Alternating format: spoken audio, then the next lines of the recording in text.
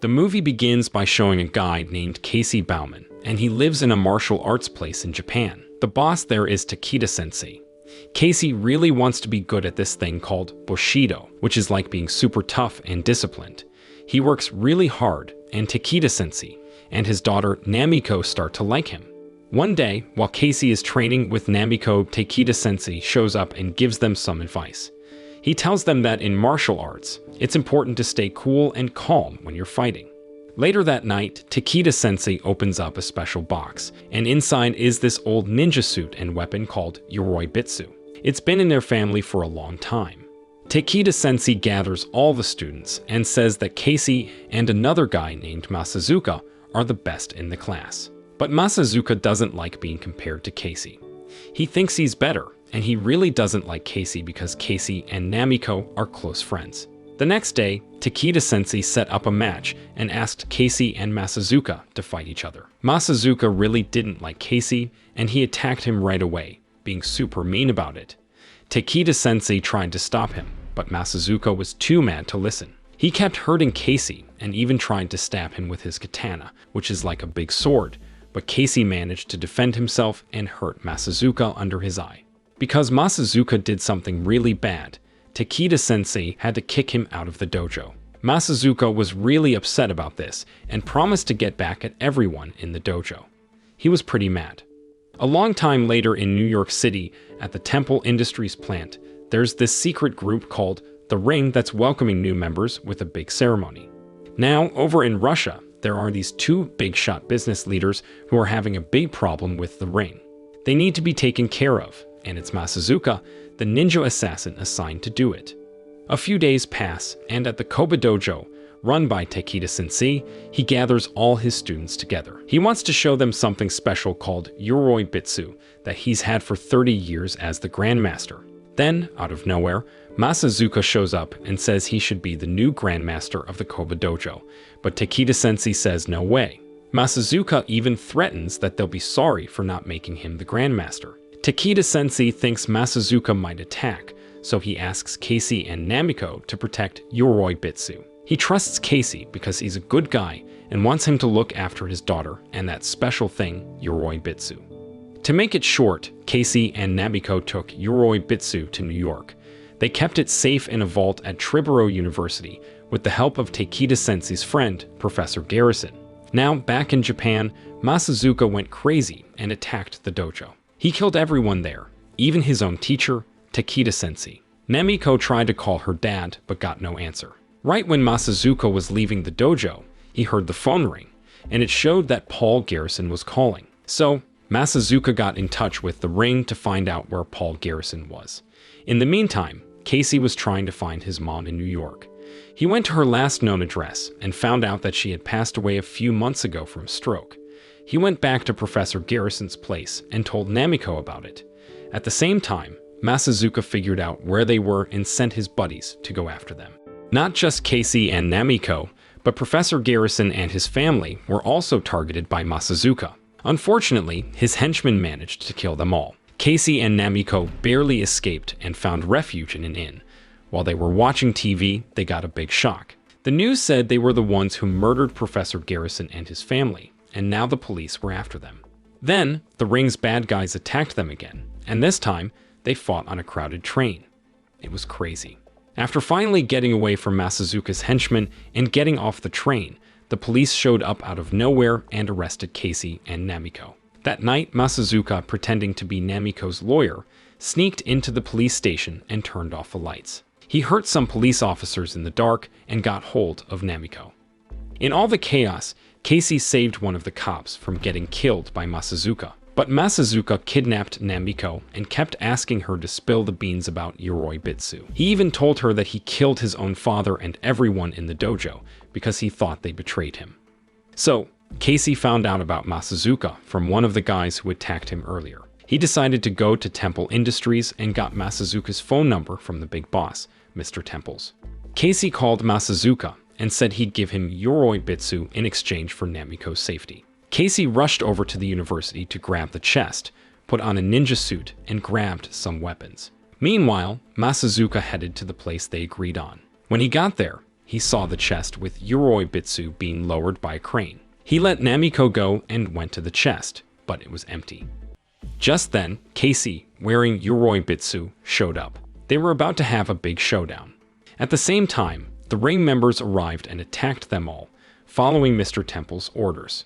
Masazuka easily beat up Mr. Temples, while Casey and Namiko tried to get away from the attacks by Mr. Temples and his gang. After Masazuka managed to defeat all the bad guys from the ring, he did something sneaky. He used a blowpipe to shoot a poisoned arrow at Namiko and teased Casey by dangling the antidote bottle. They got into a big fight, and during the struggle, Masazuka dropped the antidote bottle by accident. Casey got super mad. While they were fighting, the NYPD helicopter shone its lights on them. Masazuka used a ninja move to blind Casey with his sword's reflection and vanished right in front of him. To defend himself, Casey closed his eyes and fought back using his instincts. He stabbed Masazuka in the back, and that was the end of him. Casey felt really sad because he couldn't save Namiko. Then he remembered something his ninja sensei taught him about the katana having the power to harm and heal. He found the antidote in Masazuka's katana handle and used it to save Namiko. It worked super fast, and she was okay. Before leaving, Casey did one last thing. He chopped off Masazuka's head. The next day, a police officer told Casey and Namiko some good news.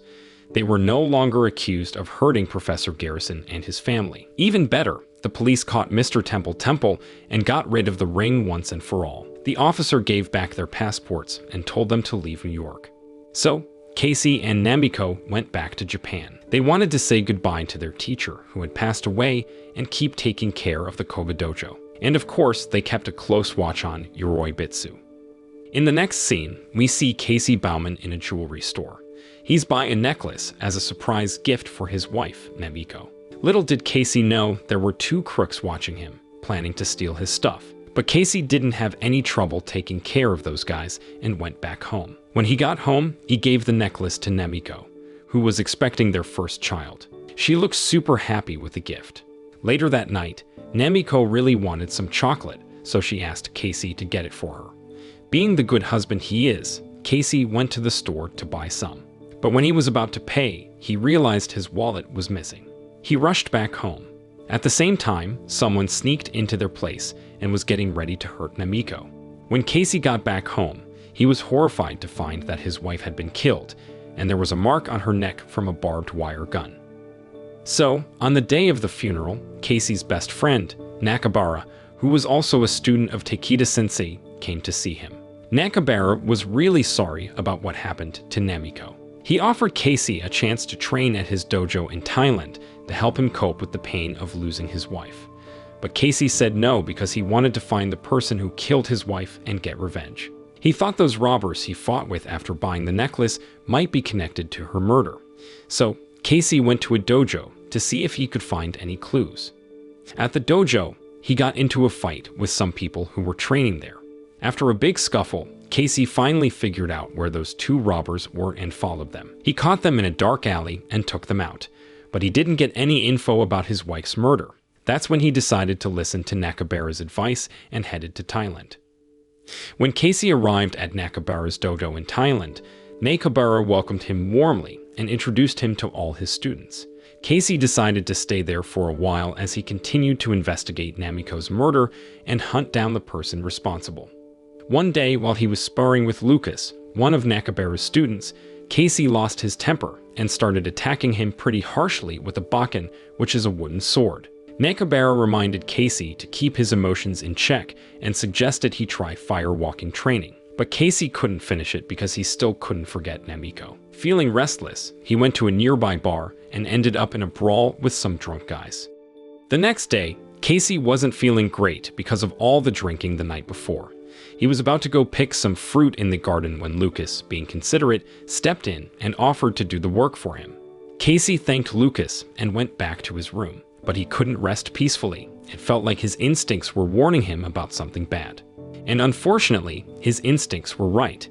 Casey got the news that Lucas was found dead in the garden, just like how Namiko was killed with that barbed wire weapon. Casey talked to Nakabara about it, and Nakabara knew that the barbed wire weapon was the work of Kuro. Nakabara then shared a story with Casey. He He told him that Casey's father and Takeda-sensei, along with a man named Isamu, were the top students of the Koga dojo. When their sensei passed away, Isamu challenged Takeda for control of the dojo. Takeda won the fight and became the grandmaster. Isamu's little brother, Goro, saw the whole thing and vowed to get revenge for his brother's death, even if it took 3 generations. Now, Goro is the big boss of a drug cartel in Myanmar. Nakabara told Casey that he should go back to the United States because Takeda's son-in-law could be a target for Goro. But Casey had other plans. He asked Nakabara to help him find Goro because the guy was hiding in Myanmar, and even the authorities there were scared of him. Nakabara gave Casey an old map of Burma from World War II. It had a mark showing where ninja weapons were buried. After thanking Nakabara, Casey went straight to Myanmar. He met a friendly taxi driver named Mike, who took him to an inn. Casey got ready with all his ninja gear and some poison. That night, with Mike's help, Casey found a bar where the drug dealers hung out. While he was sitting alone, having a drink, a guy came up and offered him something. Casey wanted info about Goro, so he followed the guy. When they got to a quiet spot, Casey mentioned Goro's name, and the guy got all suspicious and called his friends. They tried to gang up on Casey, but he managed to take them all down and get the information he needed about Goro. After Casey went back to his hotel to rest, the police who were in cahoots with Goro barged into his room. They wanted to arrest him, thinking he was an American spy. Casey tried to run away, but there were too many police and they had guns. He couldn't get away, and they took him to jail. In prison, they treated him really badly, torturing him in different ways. But Casey decided to fake being unconscious to make the police stop hurting him. As they were about to put him in a cell, he suddenly woke up, fought the police officers, and took their clothes. Now dressed like a cop, Casey tried to sneak out of the prison. Before leaving, he got some info about where Goro was hiding from one of the officers. The cop mentioned that Goro was in the middle of a forest. Once he was out of prison, Casey asked Mike for help again. Mike took him to the forest where Goro was hiding. Goro's men already knew Casey was coming and were patrolling the area. Casey fought with them and managed to take them all out, grabbing their weapons in the process. As Casey ventured deeper into the forest, he eventually stumbled upon the graves of the Japanese soldiers that Nakabara had talked about. There, he armed himself with a box filled with ninja weapons, hidden beneath a wooden tombstone marked with the Nakabara clan symbol. With everything set, Casey kept on his journey and eventually reached Goro's secret hideout. He sneaked into Goro's headquarters and quietly took out Goro's men one by one. Once they were dealt with, Casey rigged the place to explode and then faced off with Goro's top bodyguard and right-hand man, a guy named Mayat. A fierce battle ensues between Casey and Mayat. Although Casey is quite overwhelmed by Mayat, he finally manages to kill him by stabbing his heart and breaking his neck. Casey then goes to Goro at his base and fights the old man. Casey managed to slash Goro's stomach, but the man could still get up. Goro wraps barbed wire around Casey's neck in the middle of the fight, but Casey uses all his strength to break free and manages to fend off the attack, then throws Goro to the ground before decapitating him. In a nutshell, Casey had finished getting his revenge, and he went back to Nakabara's dojo. Nakabara was super happy to have Casey back. While they were talking, a delivery guy came to see Nakabara. Casey noticed that the emblem on the delivery guy's knife was just like the one the robbers had in Japan. And that's when Casey figured it out. Nakabara was the one who killed Namiko and Lucas. It turns out that Nakabara was a drug dealer all along, and he used Casey to take out the Goro drug cartel so he could control the drug trade in Southeast Asia. Nakabara gave Casey a choice: join him or die. But Casey didn't want to team up with the people who killed Namiko, so they had a brutal fight. Casey kicked Nakabara through a wall, revealing a room filled with ancient stuff. They kept on battling, this time with guns. Casey slashed Nakabara across the middle, and Nakabara stabbed Casey's left shoulder with his wakizashi. Then, Nakabara tried to attack Casey, but Casey grabbed the barbed wire and strangled Nakabara to death. After Nakabara was gone, Casey told Hiroshi, one of the dojo students, about Nakabara's real plans. Hiroshi found a package for Nakabara that turned out to be full of drugs. Knowing this would ruin the dojo's reputation, Hiroshi decided to act like nothing happened and thanked Casey for revealing everything. With his revenge complete, Casey went back to Japan and dropped Namiko's locket into a pool, bringing some closure to his loss. So the moral of the story is, in the world of martial arts and revenge, always double-check the emblem on a delivery guy's knife before you trust them with your secrets.